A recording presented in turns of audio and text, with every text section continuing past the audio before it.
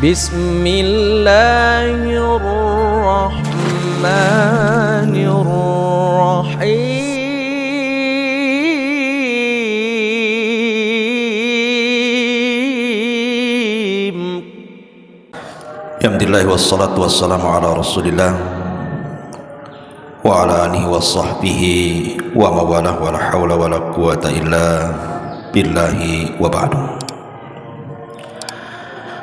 Alhamdulillah, segala puja dan puji hanya milik Allah tabaraka wa ta'ala. Salawat dan juga salam kita iringkan selalu kepada Rasul kita Nabi besar Muhammad sallallahu alaihi wasallam.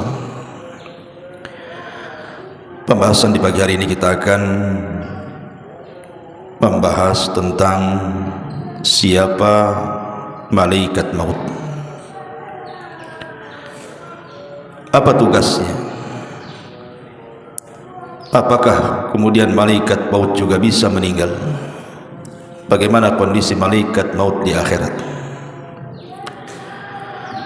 Ma'asyiral muslimin yang dimuliakan Allah Subhanahu wa taala. Kafa bil mauti wa'ida. Kata Nabi sallallahu alaihi wasallam, cukuplah dengan kematian itu ada pelajaran yang besar yang kita petik di dalamnya. Makanya dikatakan oleh Al-Imam At-Taimi rahimahullahu ta'ala, syai'ani qata'a ladzatad dunya. Dua perkara yang bisa memutuskan kelezatan dunia: dzikrul mauti wa dzikrul wukuf baina yadayillahi azza wa jalla. Pertama, mengingat kematian, dan yang kedua, mengingat bahwa kita akan dihadapkan di hadapan Allah Subhanahu wa taala. Dan berkata juga para ulama salaf yang lainnya, man aktsara dzikral mauti akramahu Allahu bi thalathin. Siapa yang banyak mengingat dengan kematian, maka Allah akan muliakan dengan tiga perkara. Bi ta'jilit taubati. Pertama, dia akan menyegerakan bertobat. Wa qanaati fil qalbi. Dia akan senantiasa redha dalam hatinya. Wa nasyati fil ibadati. Dan dia akan rajin melakukan ibadah. Tetapi sebaliknya, wa man nasiyal mauta aqabahu Allahu bi thalathin. Tapi kalau dia melupakan adanya kematian, maka dia akan diazab dengan tiga perkara. Bitaswifit taubati, dengan menunda-nunda taubat. Wa tarkir ridha bil qalil, dia tidak senang dengan pemberian Allah yang sedikit. Wa takasulin fil ibadati, dan dipastikan dia malas beribadah. Ma'asyiral muslimin yang dimuliakan Allah azza wa jalla, kullu nafsin dha'iqatul maut. Setiap jiwa pasti mati. Falaula idza balagatil khulqum wa antum hina idzin tanzurun wa nahnu aqrabu ilaihi minkum walakin la tubsirun falaula in kuntum ghaira madinin tarji'unaha in kuntum shadiqin. Maka kalau begitu, mengapa tidak mencegah ketika nyawa telah sampai di kerongkongan dan kamu ketika itu mampu melihat, dan kami lebih dekat kepadanya daripada dirimu sendiri, tapi kamu tidak bisa melihatnya. Maka mengapa jika kamu memang tidak dikuasai oleh Allah, kamu tidak mengembalikan nyawa itu jika kamu memang orang yang benar? Artinya kematian itu pasti akan datangi siapapun. Dan orang yang pertama kali bercita-cita ingin mati adalah Nabi Yusuf alaihi salatu wassalam. Disebutkan dari Ibnu Abbas radhiyallahu anhuma, awwalu nabiyyin sa'alallah al-mauta Yusuf. Yang pertama kali dari kalangan para nabi yang meminta kepada Allah tentang kematian adalah Nabi Yusuf. Dan itu disyaratkan di dalam firman Allah surah Yusuf ayat 101, Rabbi qad ataitani minal mulki wa 'allamtani min ta'wilil ahadits fatiras samawati wal ard anta waliyuna fid dunya wal akhirah tawaffani musliman wa alhiqni bis salihin. Ya Rabb, sesungguhnya engkau telah menganugerahkan kepadaku sebagian kerajaan dan telah mengajarkan kepadaku berbagai macam tabir mimpi. Ya Rabb, engkau pencipta langit dan bumi, engkaulah pelindungku di dunia dan akhirat. Wafatkan aku dalam kondisi Islam dan gabungkan aku dengan orang-orang saleh. Tentu Nabi Yusuf ketika berangan-angan ingin sebuah kematian itu bukan karena dia kemudian seperti layaknya orang-orang yang terkena sakit kemudian tidak mau lagi tinggal di dunia. Tidak, justru Yusuf ini sebaliknya, kondisi dia di atas popularitas yang luar biasa. Makanya dijelaskan oleh para ulama bahwa Nabi Yusuf alaihi salatu wassalam dia ingin bersyukur kepada Allah subhanahu wa ta'ala dengan adanya dunia yang ada di hadapannya, sehingga ketika itu dia meminta kepada Allah subhanahu wa ta'ala jangan sampai dunia ini memfitnah dirinya. Makanya dia minta kepada Allah untuk diwafatkan dalam kondisi muslim dan juga digabungkan dengan orang-orang saleh. Ma'asyiral muslimin yang dimuliakan Allah azza wa jalla, setiap kita pasti mati, dan di sana ada malaikat yang disebut dengan malakul maut. Disinilah cerita dimulai. Siapa malakul maut ini? Ma'asyiral muslimin yang dimuliakan Allah azza wa jalla, sebagian ahli kitab menyebut kalimat malakul maut dengan Israel, tetapi nama Israel tidak ada dalam Quran, tidak juga ada dalam hadis Nabi sallallahu alaihi wasallam. Israel ini diambil dari Israiliyat, dari perjanjian lama, terdapat dalam Taurat. Makanya dijelaskan oleh Syekh Albani rahimahullahu taala ketika memberikan catatan kepada kitab At-Tahawiyah, Aqidah Tahawiyah. Apa kata Syekh Albani rahimahullahu taala? Wa nu'minu bimalakil mauti al-muwakkal biqabdi arwahil alamin. Dan kita beriman dengan adanya malaikat maut yang memang ditugaskan oleh Allah untuk mencabut nyawa setiap manusia. Kemudian dia mengatakan, amma tasmiyatuhu bi Israil, adapun penamaan malaikat maut dengan Israil itu, kama huwa syai, sebagaimana yang menyebar bainan nas, fala aslalahu, tidak ada dasar dari Quran ataupun sunnah, innama huwa minal Israiliyat. Kalimat Israel ini muncul diambil dari kisah-kisah Israiliyat. Dan ini juga penukilan daripada Ibnu Katsir dalam kitabnya Al-Bidayah wa Nihayah, di mana Ibnu Katsir mengatakan, wa amma malakul mauti falaysa bimusarrahin bismihi fil Qur'ani wala fil ahadisis sihah, wa qad jaa tasmiyatuhu fi ba'dil athar bi Israil. Kata Ibnu Katsir dalam kitabnya Bidayah wa Nihayah, adapun malaikat maut maka tidak ada penjelasan yang jelas dalam Al-Quran, tidak pula dalam hadis Nabi SAW yang sahih tentang penamaan Israel itu. Tapi ada beberapa athar yang mengatakan seperti itu. Ya, bisa saja kita katakan Israel kalau menurut versi Israiliyat, tetapi kita sebagai umat penganut Al-Quranul Karim, maka kita cukup katakan malakul maut. Selesai. Berdasarkan Allah subhanahu wa ta'ala berfirman di banyak ayat dalam Al-Quran, qul yatawaffakum malakul mautil ladzi wukkila bikum summa ila rabbikum turja'un. Katakanlah, malaikat maut yang diserahi untuk mencabut nyawamu akan mematikan kamu, kemudian kepada Tuhanmu kamu akan dikembalikan. Di sini Allah mengatakan malakul maut, bukan Israel. Ma'asyiral muslimin yang dimuliakan Allah subhanahu wa ta'ala, lalu apa tugas malaikat maut ini? Tugas malaikat maut, ya sebagaimana namanya, malaikat kematian. Artinya tugasnya adalah mencabut nyawa. Sejak kapan dia ditugaskan untuk mencabut nyawa? Al-Imam Ibnu Katsir rahimahullahu taala dalam kitabnya Al-Bidayah wa Nihayah, beliau menyebutkan beberapa asar berkenaan tentang penciptaan atau awal penciptaan Adam alaihi salatu wassalam. Jadi ketika Adam alaihi salatu wassalam diciptakan, sebelum diciptakan, maka Allah utus Jibril untuk datang ke bumi, kemudian mengambil sebagian tanah yang ada di bumi. Tiba-tiba kemudian bumi menolaknya dan mengatakan, a'udzubillahi mink, aku berlindung kepada Allah darimu wahai Jibril, anyahlah kau dari sini, jangan kau ambil satu tapak bumi pun, katanya, karena aku benci kalau seandainya makhluk yang akan diciptakan dari aku sebagian mereka masuk neraka. Maka Jibril kemudian faraja'a wa lam ya'khud, dia kembali kepada Allah dan tidak berhasil mengambilnya. Kemudian dia mengatakan, Rabbi innaha a'adzat bika, sesungguhnya bumi itu berlindung kepadamu ya Rabb.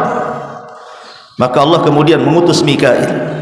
Tiba-tiba Mikail juga sama ditolak oleh bumi. Akhirnya kemudian Allah subhanahu wa ta'ala mengutus malakul maut. Tiba-tiba bumi juga menolak dan mengatakan hal yang sama. Tapi malaikat maut mengatakan, wa ana a'udzu billahi an arji, kalau engkau berlindung kepada Allah agar aku kembali kepada Allah dan tidak mengambil tanah ini, maka aku pun berlindung kepada Allah untuk kembali dan tidak mengambil tanah. Karena perintah Allah lebih aku utamakan daripada sumpah. Akhirnya kemudian malaikat maut ini berhasil mengambil tanah yang ada di bumi itu. Kemudian setelah dia mengambil tanah itu, maka kemudian dia melaporkan tentang bumi, dan kemudian Allah mengatakan, karena engkau sudah berhasil mengambil tanah dari bumi untuk menciptakan Adam alaihi salatu wassalam, maka engkaulah yang berhak kelak mencabut Adam dan seluruh anak keturunannya. Ini riwayat memang dicantumkan oleh Imam Ibnu Katsir di dalam kitabnya Bidayah wa Nihayah. Akan tetapi riwayat-riwayat seperti ini bukan riwayat-riwayat yang terdapat dalam kitab-kitab Islam, tidak ada. Tetapi ini riwayat-riwayat Israiliyat. Makanya sebagian para ulama melemahkan riwayat ini. Ma'asyiral muslimin yang dimuliakan Allah Subhanahu wa taala, kita tahu bahwa satu malaikat maut itu memiliki kekuatan yang tidak bisa ditandingi oleh siapapun dari jin ataupun manusia.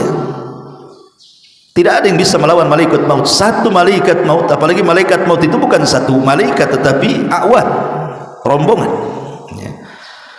Tetapi begitulah Allah Subhanahu wa taala menciptakan malaikat ini memiliki kekuatan melebihi jin. Lihat Al-Imam Ibnu Utsaimin rahimahullahu taala ketika menceritakan tentang kisah Nabi Sulaiman. Ketika Allah mengatakan, ya ayyuhal mala'u ayyukum ya'tini bi arsyiha qabla an ya'tuni muslimin. Kata Sulaiman di hadapan jin dan juga manusia, siapa yang bisa memindahkan arsy Ratu Balqis dari Yaman kemari, katanya. Qala ifritun minal jin, tiba-tiba ifrit dari jin mengatakan, ana atika bihi qabla an taquma min maqamik, aku bisa mendatangkan istana itu sebelum kau berdiri dari singgasanamu. Kemudian dia mengatakan, wa inni alaihi laqawiyyun amin, saya kuat, bisa dipercaya untuk itu, katanya. Tetapi tiba-tiba berdirilah seorang manusia dan mengatakan, qala alladzi indahu ilmun minal kitab ana atika bihi qabla an yartad ilaika tarfuka. Tiba-tiba ada seorang manusia yang mengatakan, namanya Asif ibn Barkhiyah, ada yang mengatakan wallahu alam, orang saleh, mengatakan, ya Sulaiman, aku bisa lebih daripada itu, sebelum matamu berkedip kupastikan istana itu sudah sampai di hadapan. Lihat dari sini siapa yang kuat, manusia atau jin? Manusia lebih kuat. Jin dia mendatangkan istana sebelum Sulaiman berdiri, tapi manusia bisa mendatangkan istana sebelum Sulaiman berkedip, menunjukkan manusia sebenarnya lebih kuat dibandingkan jin. Ketika manusia lebih kuat dibandingkan jin, tapi manusia kalah dengan malakul maut. Tidak ada manusia yang mampu melawan malakul maut. Idza jaa ajaluhum la yastakhiruna sa'atan wa la yastaqdimun. Kalau sudah datang ajalnya, tidak mungkin maju, tidak mungkin mundur, pas waktunya. Siapapun dia, mau para nabi, para rasul, para syuhada, orang-orang saleh, semua tidak bisa melawan malakul maut. Dari sini pendalilannya, kalau jin tidak lebih kuat daripada manusia, sementara manusia tidak lebih kuat daripada para malaikat, berarti malaikat memiliki kekuatan melebihi jin dan juga manusia. Ma'asyiral muslimin yang dimuliakan Allah Subhanahu wa taala, dalam akidah ahli sunnah wal jamaah kita meyakini bahwa malaikat maut itu ada, dan itu berdasarkan beberapa dalil dalam Quran. Kita akan baca. Pertama, dalam surah As-Sajdah ayat 11, Allah mengatakan, kul yatawaffakum malakul mautil ladzi wukkila bikum thumma ila rabbikum turja'un. Katakanlah, malaikat maut yang diserahi untuk mencabut nyawamu akan mematikan kamu, kemudian kepada Tuhanmu kalian dikembalikan. Kemudian dalam surah Al-An'am ayat 61 Allah katakan, hatta idza jaa ahadakumul maut tawaffathu rusuluna wa hum la yufarritun. Allah mengatakan, sehingga ketika datang kepada salah seorang di antara kalian kematian, maka malaikat-malaikat kami yang mencabut nyawanya, dan mereka tidak pernah lalai dari tugasnya. Dan Allah juga katakan dalam surah Al-An'am ayat 93, walau tara idzi zalimuna fi ghamaratil maut wal malaikatu basitu aydihim akhriju anfusakum.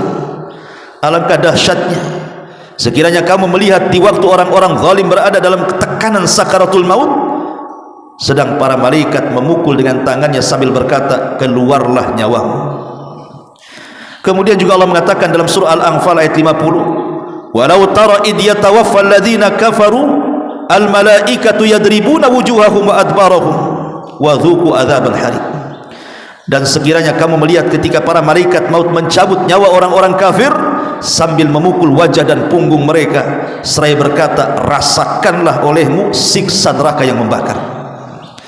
Kemudian Allah juga katakan dalam surah An-Nahl ayat 28 sampai 32, alladzina tawaffahumul malaikatu zalimi anfusihim, sampai kepada alladzina tawaffahumul malaikatu tayyibina yaquluna salamun alaikum udkhulul jannah bima kuntum ta'malun. Orang-orang yang dicabut nyawanya oleh para malaikat dalam keadaan berbuat zalim kepada diri mereka, mereka menyerahkan diri sambil berkata, kami tidak pernah mengerjakan satu kejahatan pun, sampai malaikat mengatakan, pernah, sesungguhnya Allah mengetahui apa yang telah kalian kerjakan.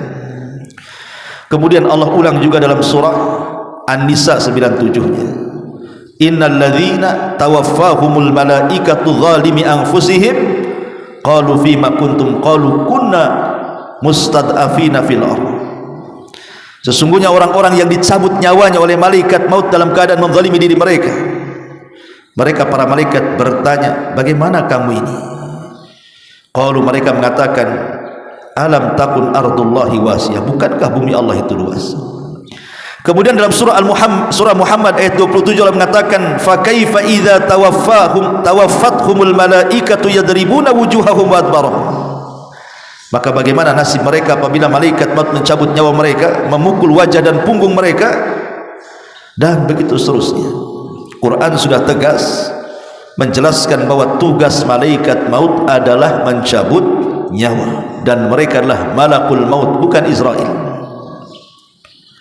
Ma'asyiral muslimin yang dimuliakan Allah Subhanahu wa taala, adapun kisah tentang pencabutan nyawa dijelaskan dalam hadis yang panjang sekali dari Bara bin Azib radhiyallahu anhu.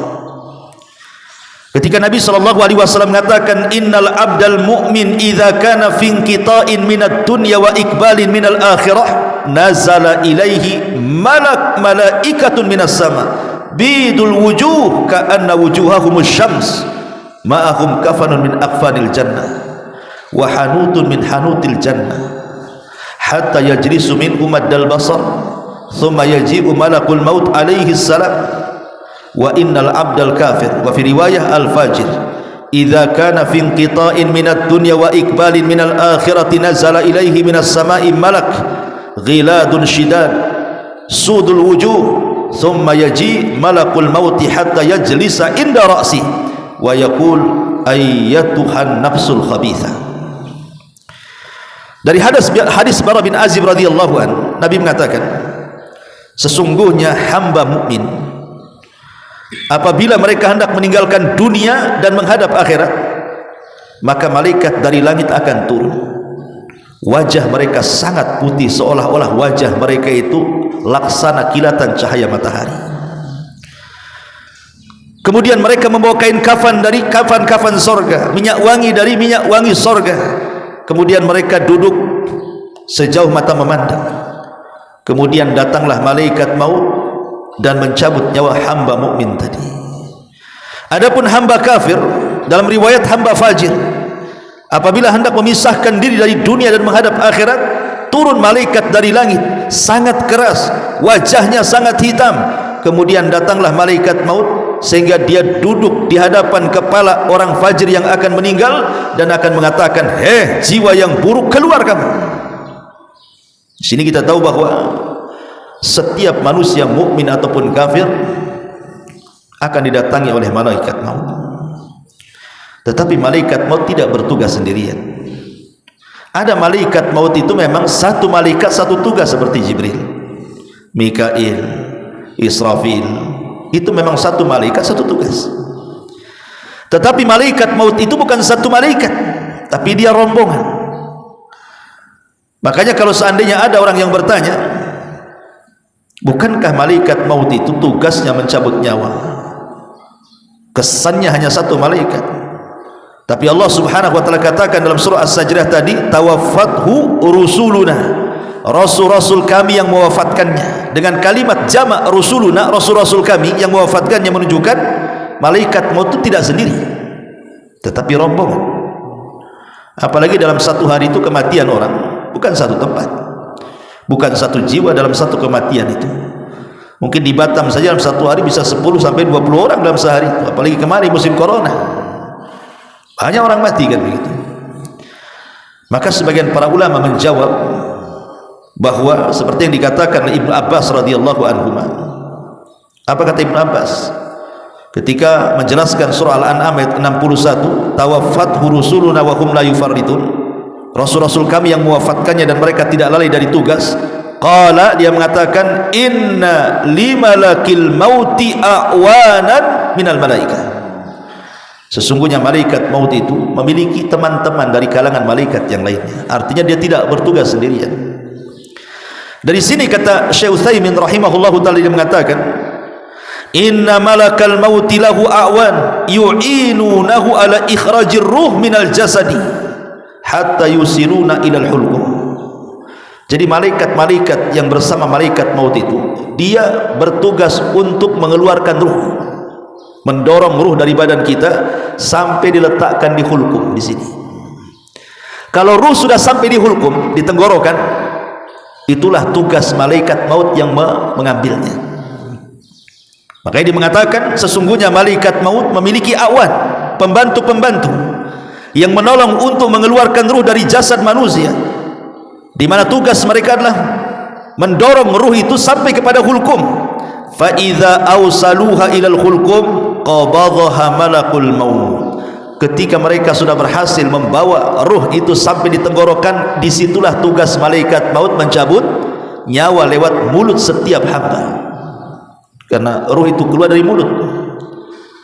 Lah, ketika ruh itu keluar dari mulut, maka pandangan akan mengikutinya. Kata Rasul, idza qubidatir ruh tabi'ahul basar. Kalau ruh keluar, mata kita mengikuti. Maka setiap orang meninggal itu kebanyakan melotot, maka disunahkan untuk ditutup matanya supaya tidak menakutkan. Ma'asyiral muslimin yang dimuliakan Allah subhanahu wa ta'ala, tentu ketika malaikat maut mencabut ruh orang yang beriman akan berbeda dengan mencabut ruh orang kafir. Orang kafir apabila dicabut berdasarkan ayat tadi surah Al-An'am ayat 93, wa tara walau tara idz zalimuna fi ghamaratil maut wal malaikatu basitu aydihim akhriju anfusakum al-yawma tujzauna adzabal hun bima kuntum taqulun 'ala Allah ghairal haqqi wa kuntum an ayatihi tastakbirun. Alangkah dahsyatnya, kata Allah, sekiranya kamu melihat di waktu orang-orang zalim berada dalam tekanan sakaratul maut itu, sedang para malaikat memukul-mukul dengan tangannya wajah dan punggung-punggung mereka seraya mengatakan, keluarlah nyawamu wahai fulan. Di hari ini kamu dibalas dengan siksa yang sangat menghinakan, karena kamu selalu mengatakan terhadap Allah perkataan yang tidak benar, dan karena kamu selalu menyombongkan diri terhadap ayat-ayatnya. Dalam riwayat Bara bin Azib yang panjang sekali, bahwa ruh orang kafir itu ketika dicabut, maka diibaratkan safud. Safud itu semacam pisau yang bengkok seperti cerulit. Kemudian safud ini dimasukkan ke dalam bulu-bulu kambing wol. Antum tahulah kambing wol itu, kambing Australia itu kan bulunya itu 1 jengkal lebih itu, kadang-kadang berkeriwal-keriwal kan, bergumbal-gumbal kalau nggak dicukur itu.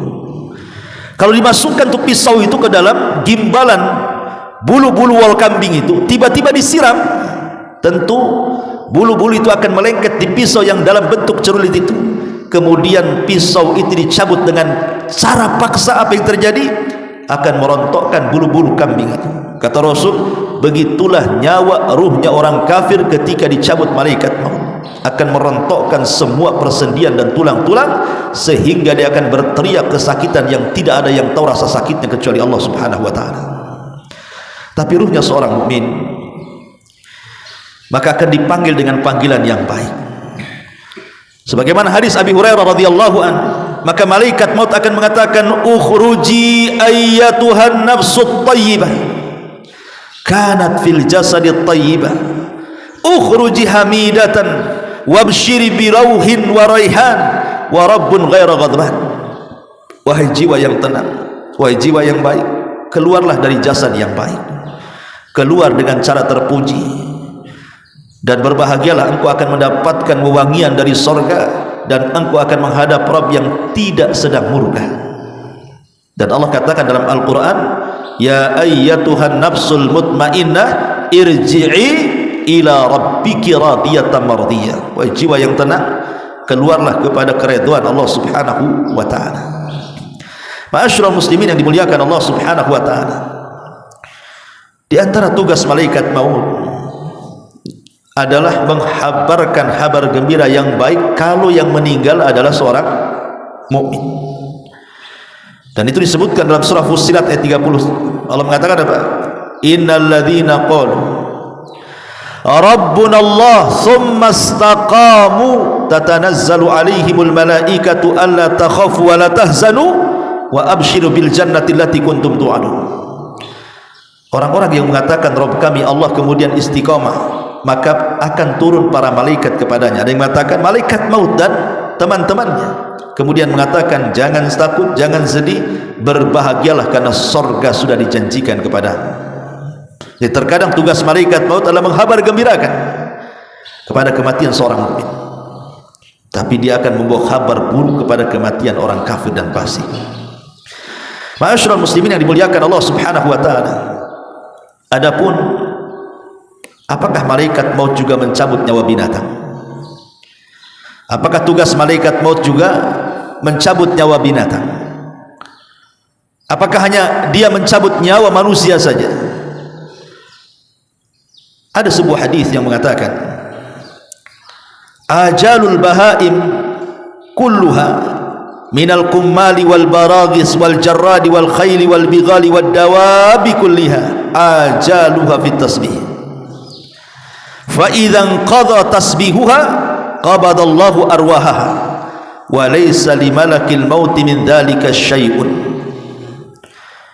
Batas waktu binatang-binatang ini, baik kutu ataupun sejenis binatang-binatang yang merayap, kecoa dan yang semacamnya, termasuk juga belalang, kemudian kuda, kemudian bigol dan semua hewan-hewan, maka ajal mereka setelah habisnya mereka bertasbih. Maka apabila mereka selesai bertasbih sebagaimana perintah Allah, maka Allah akan mencabut ruh-ruh semua binatang dan tidak ada kait-mengait dengan malakul maut. Artinya Allah cabut secara langsung. Tapi sayang, hadis ini maudhu. hadis ini palsu. Karena Imam Al-Qurtubi rahimahullahu ta'ala ketika menukilkan perkataan Imam Malik rahimahullahu ta'ala, Imam Malik ditanya soal kematian binatang, apakah kematian binatang itu ada ikut campur tangan malaikat maut? Kata Imam Malik, apakah binatang itu memiliki nyawa? Alaha nafsu. Jadi dia balik bertanya kepada orang yang bertanya ini. Jadi orang bertanya mengatakan, ya Imam, apakah binatang-binatang itu juga dicabut oleh malaikat maut? Maka Imam Malik mengatakan, alaha nafsu, bukankah binatang punya nyawa? Maka orang bertanya ini mengatakan, na'am, ya, mereka punya nyawa. Maka Imam Malik mengatakan, malakul mauti yaqbidu arwaha. Kalau begitu berarti malaikat maut juga ada ikut campur tangan mencabut nyawanya. Karena Allah mengatakan, Allahu yatawaffal anfus hina mautiha. Allah yang mewafatkan jiwa ketika saatnya dia meninggal, dan Allah perintahkan malaikat maut untuk mencabutnya. Berarti dari sini tidak ada satupun yang bernyawa, apakah itu manusia, apakah itu jin, bahkan para malaikat sendiri, bahkan binatang-binatang, kecuali ada ikut campur malakul maut untuk mencabut nyawa mereka. Adapun tentang kematian malakul maut yang dinukilkan oleh Imam Ibnu Katsir dalam tafsirnya dari seorang sahabat namanya Ka'ab al-Akhbar. Ka'ab al-Akhbar ini dulunya seorang Nasrani, masuk Islam di zaman Umar dan menjadi ulama Islam, sehingga dia banyak membawakan kisah-kisah Israiliyat. Dan kisah-kisah Israiliyat ini Nabi SAW pernah mengatakan, hadithu ambani Israel wala haraj, ceritakan tentang kisah Israel tidak mengapa, tetapi kata Rasul, jangan kau benarkan secara mutlak, jangan pula kau dustakan secara mutlak. Ya, kisah Israiliyat ini diceritakan sebagai pelezat saja, karena sandaran kita adalah Al-Quran dan Sunnah. Disebutkan dalam riwayat yang panjang sekali dari Abu Hurairah radhiyallahu anhu, jadi saat kiamat datang, ji'a malakul mauti ilal jabbar, didatangkan malaikat maut menghadap Allah subhanahu wa ta'ala. Jadi ketika seluruh manusia sudah mati, semua jin sudah mati, semua binatang sudah mati, sebagian besar malaikat mati, maka malaikat maut dipanggil oleh Allah azza wa jalla, dan dikatakan kepada malaikat maut, man baki, siapa yang tersisa? Ada lagi yang masih hidup, siapa yang tersisa? Maka dia mengatakan, al-hayyul ladzi la tamut, jiwa yang tidak akan pernah mati, engkau ya Rabb. Di sana masih ada Jibril, masih ada Mikail. Maka Allah subhanahu wa ta'ala mengatakan, pergi cabut kedua malaikat itu nyawanya. Akhirnya malaikat maut mencabut nyawa Jibril, kemudian mencabut nyawa Mikail. Kemudian malaikat maut datang kepada Allah subhanahu wa ta'ala dan mengatakan, ya Rabb, aku sudah mencabut nyawa keduanya. Bahkan dalam riwayat Jibril itu sampai menangis. Ketika dicabut oleh malaikat maut, Jibril menangis dan mengatakan, ya Rabb, hawin alaina sakaratil maut, ya Rabb, ringankan bagiku sakaratul maut, katanya. Tapi tetap dicabut nyawanya. Ketika sudah tidak ada malaikat maut, tidak ada para malaikat, sudah mati semua, dicabut nyawanya oleh malaikat maut, tinggal malaikat maut saja yang masih hidup. Dia menghadap kepada Allah subhanahu wa ta'ala dan melaporkan bahwa semua sudah dicabut nyawanya. Kemudian Allah mengatakan, man baki, siapa yang tersisa? Maka dia mengatakan, tidak ada ya Rabb, tidak ada, illa abdukal fakir, kecuali hambamu yang fakir ini. Maka Allah mengatakan, mut, mati kamu. Maka malaikat maut pun mati. Ketika sudah tidak ada lagi makhluk yang hidup, tidak binatang, tidak malaikat, tidak manusia, tidak jin, maka Allah subhanahu wa ta'ala akan berteriak di alam semesta dan mengatakan, limanil mulkul yaum, milik siapa kekuasaan ini? Itulah kalimat dalam surah Al-Fatihah, maliki yaumiddin. Kita sering membaca kalimat ini 17 kali dalam salat kita, maliki yaumiddin, raja pada hari kebangkitan. Maksudnya disyaratkan kepada perkataan Allah subhanahu wa ta'ala di sini, limanil mulkul yaum, kekuasaan ini milik siapa? Milik siapa kekuasaan ini? Jin sudah tidak ada, malaikat sudah tidak ada, manusia sudah tidak ada, binatang sudah tidak ada. Allah katakan, limanil mulkul yaum, tidak ada yang jawab karena tidak ada makhluk. Maka Allah jawab sendiri, lillahil wahidil qahar, kata Allah, kekuasaan ini milik zat yang satu yang maha perkasa, akulah yang perkasa itu, kata Allah. Ma'asyiral muslimin yang muliakan Allah azza wa jalla, hadis ini dikeluarkan oleh Imam Abi Dunya dalam kitab Al-Ahwal, kemudian Ibnu Abi Hatim dalam tafsirnya, kemudian Abu Ya'la, dan banyak sekali. Makanya kemudian Imam Ibnu Katsir menukilkan riwayat ini dalam tafsirnya, walaupun sekali lagi ini lebih kepada kisah Israiliyat, ini lebih kepada kisah Israiliyat, dan sebagian ulama mengatakan ini tidak sahih. Sehingga kita harus yakini bahwa semua manusia itu mati. Bagaimana caranya? Wallahu a'lam. Kullu man 'alaiha fan wa yabqa wajhu rabbika dzil jalali wal ikram. Semua mati. Ya. Ma'asyiral muslimin yang dimuliakan Allah azza wa jalla, ada kisah-kisah menarik kita bacakan, walaupun sebagiannya sahih, sebagiannya diperselisihkan, bahkan sebagiannya maudhu, tentang kisah malaikat maut mendatangi para nabi.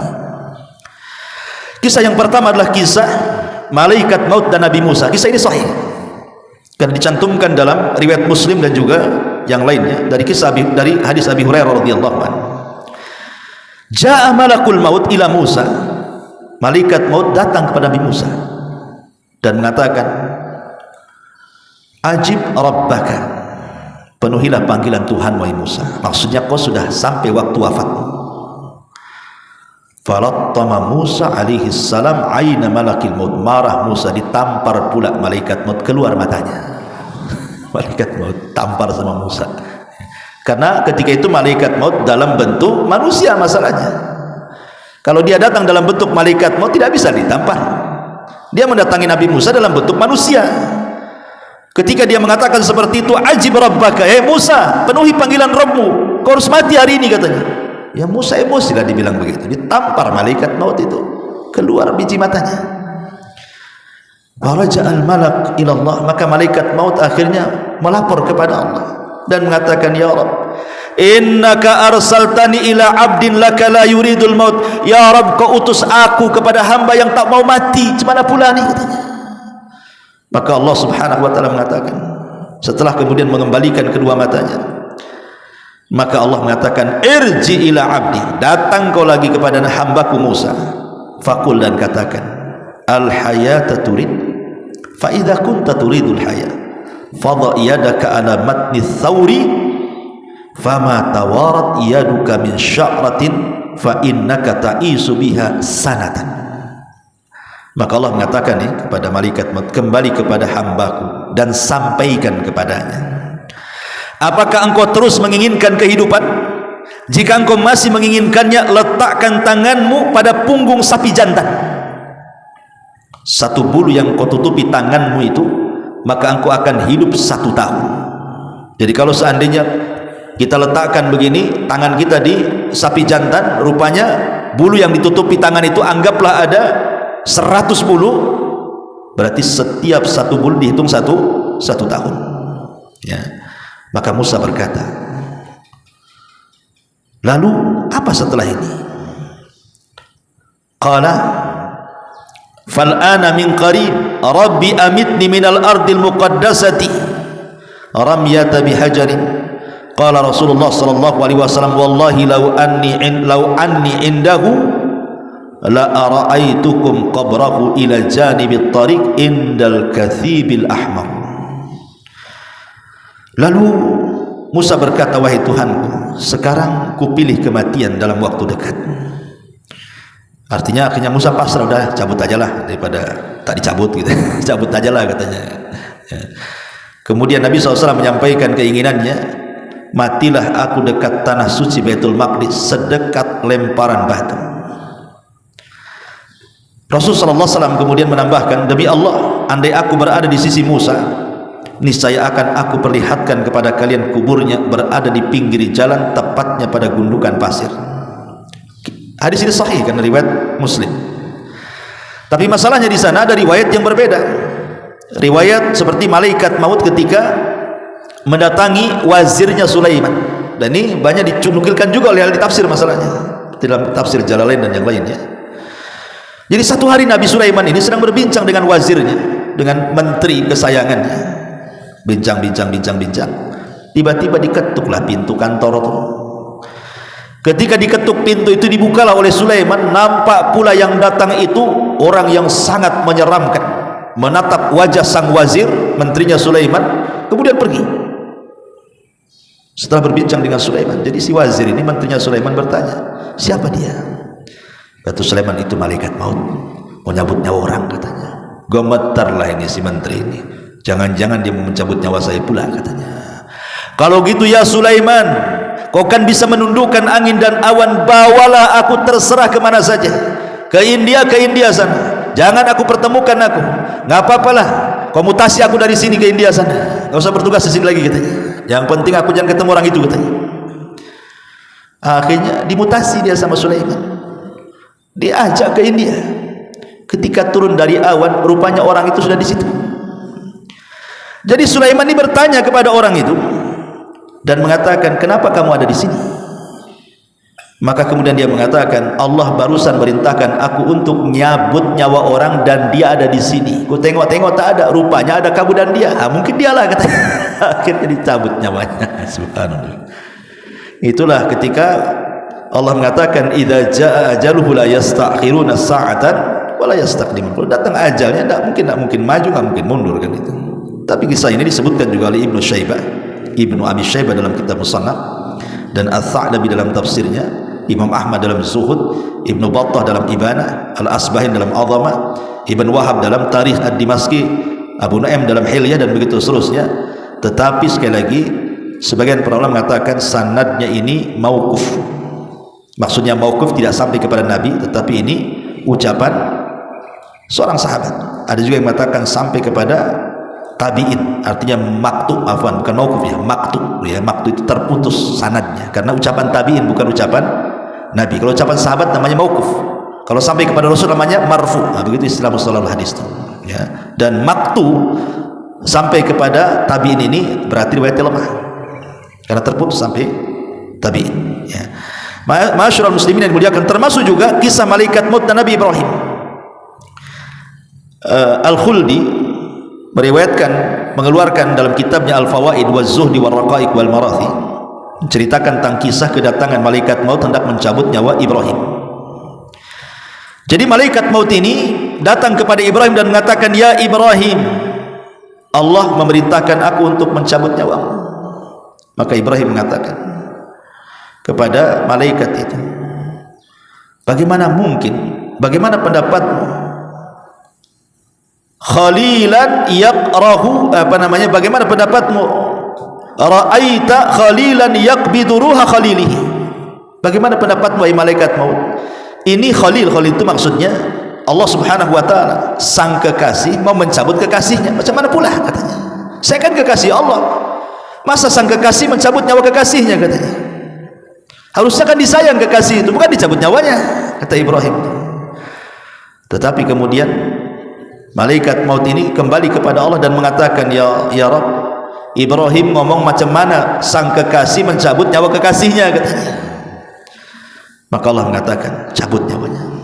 Akhirnya malaikat maut mencabut nyawanya. Sanadnya maqdhub. Hadis ini palsu, tidak ada sanadnya ya. Kemudian juga malaikat maut, pernah satu hari malaikat maut itu dia tertawa, menangis, kaget. Ini kisah lain lagi nih ya. Jadi satu hari itu malaikat itu pernah tertawa, pernah menangis, pernah kaget dia.